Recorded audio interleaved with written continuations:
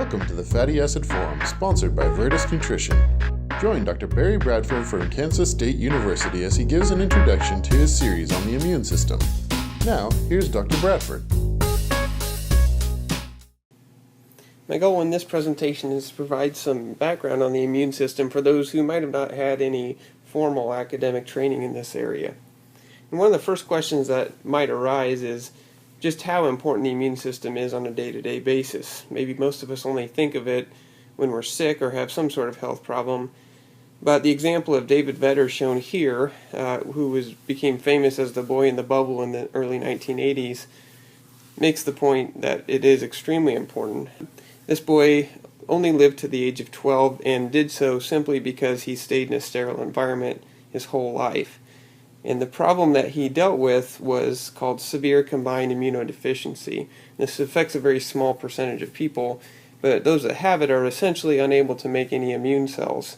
And as a result, some sort of infection usually claims their life unless extreme measures are taken to keep them out of the reach of pathogens. So clearly, pathogens are in the environment that would have a dramatic effect on us on a very short basis if we didn't have the immune system there to protect us.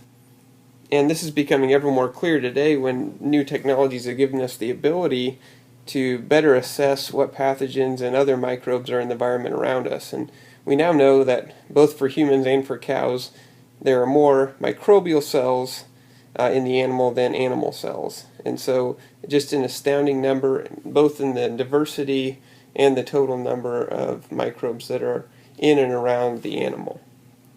So the immune system plays a really critical role for the animal in terms of being able to respond to these microbes in the environment. So first of all, the roles of the immune system are probably broader than we used to think, but certainly one of the most important roles is to monitor, and now we know that it even manages, both the normal and the pathogenic microflora that are found in the gut, in the lungs, and around the body. And that microflora includes not only bacteria, but also viruses and fungi. So there are specific components of the immune system that respond to each of these classes of microbes. In addition, there are other components of the immune system that are specialized for responding to multicellular parasites, such as worms, tapeworms, and the sort. But we also know now that the immune system is important for maintenance of the body. It has to play a role in cleaning out tissue debris after different sorts of damage, and even clearing out rogue or compromised cells such as tumorous cells.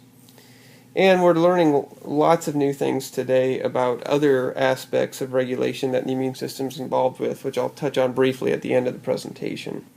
So overall, the immune system is classically divided into two arms, the innate immune arm, which is responsible for non-specific protective mechanisms that don't require any learning, and these are really the most rapid and immediate responses to an infection. The other arm is the adaptive arm, and adaptive immunity is the one that most people are more familiar with. This is where a specific antigen is recognized and a greater response can be triggered during subsequent exposures to that same antigen. So if you get the flu once this season, if you have a similar flu virus infect your body next season, you're likely to be able to respond to that much more effectively than the first time.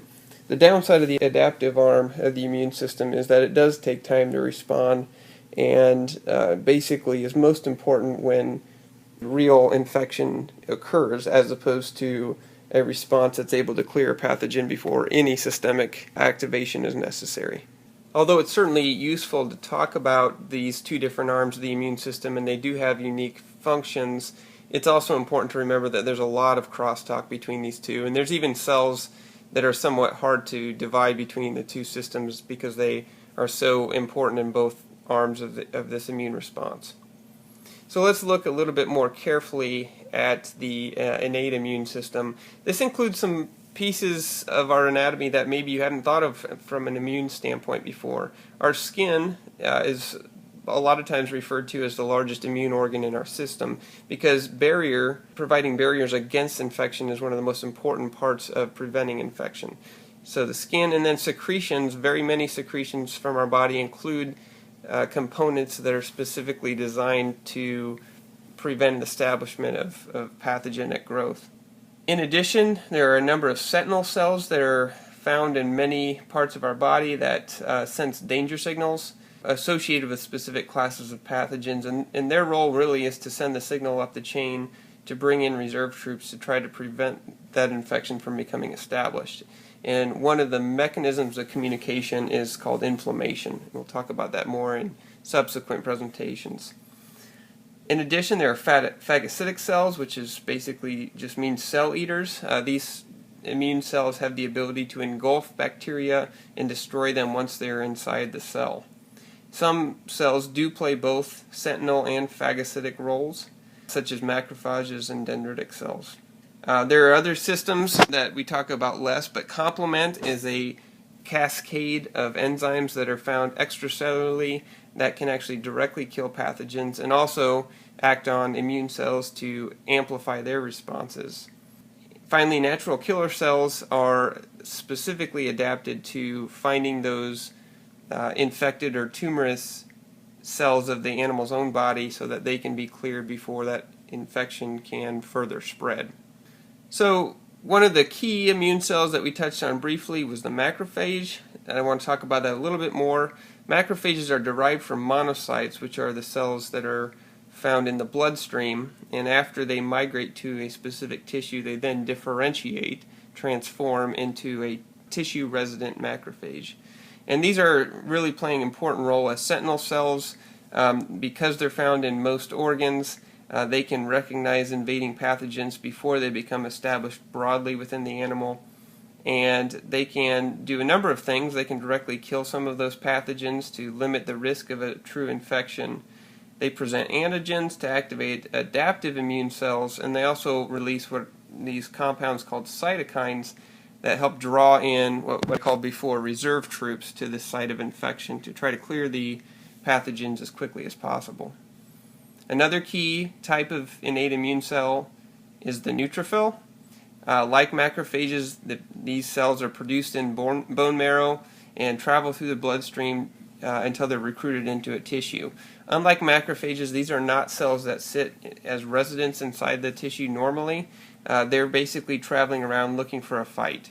And so when cytokines generate the signals that result in neutrophils migrating into the tissue that's infected, that results in them releasing proteases that allow them to basically cut a hole between two cells to cut the tight junction proteins apart and allow them to squeeze through into the tissue, where they then can do a couple of things to kill off pathogens. For one, they can release molecules that kill cells extracellularly, and they can also engulf or phagocytose those pathogens and kill them intracellularly. A term that you may hear sometimes is oxidative burst, and that's a mechanism that these neutrophils use to generate weapons, if you will, that allow them to actually kill the bacteria that they've engulfed. Finally, I want to talk very briefly about adaptive immune system components. These include B cells, which are the actual cells that make antibodies, which again we think about a lot when we vaccinate animals. And the whole point of a B cell is to generate one type of antibody, and if that type of antibody happens to be effective at binding an antigen that is found in the body and is activating the immune system, that B cell will be targeted for clonal expansion. So that means that B cell will replicate many, many times and form a large number of cells that are making that useful antibody. And T helper cells are important for triggering that expansion of the useful B cell. That's what leads to the antibody response that we're looking for. Again, as I mentioned before, this adaptive immune response takes time, which is why we repeatedly vaccinate animals over time when we're trying to create that memory, if you will, that will lead to an effective response to a pathogen that we're trying to combat. Finally, there are also cytotoxic T cells that play a role in the adaptive immune system. These are also very important for clearing rogue host animal cells, such as tumors. And one cell type that is attracting a lot of attention today are the gamma delta T cells. These are regulatory cells that are especially important, it appears, in the gut and lungs, and are attracting a lot of attention in part because they seem to be playing some of this role in quote-unquote management of the normal or commensal microbiota that we find at these epithelial surfaces. So again, to sort of highlight what we know about the immune system today, in the past some of us have probably been guilty of thinking of only sick animals needing to activate the immune system, but now we certainly know that the immune system plays an important role in health and normal physiology on a day-to-day basis, even in animals that are not challenged at an extreme level by a pathogen. So again, the immune cells, we're learning the role that they play in maintenance of gut tissue itself, not just the microbes, but also the commensal microbes surrounding that tissue. We're learning amazing things about what it does to nutrient metabolism, even, again, in the absence of infection, playing a role in lipid transport around the body, especially the function of adipose tissue. Responses to exercise, control of calving and uterine regression, the immune system plays a role because inflammation is a part of these functions. And of course, again, as demonstrated by the severe combined immunodeficiency example, suppressing infections is an everyday job, especially in an animal that's lactating.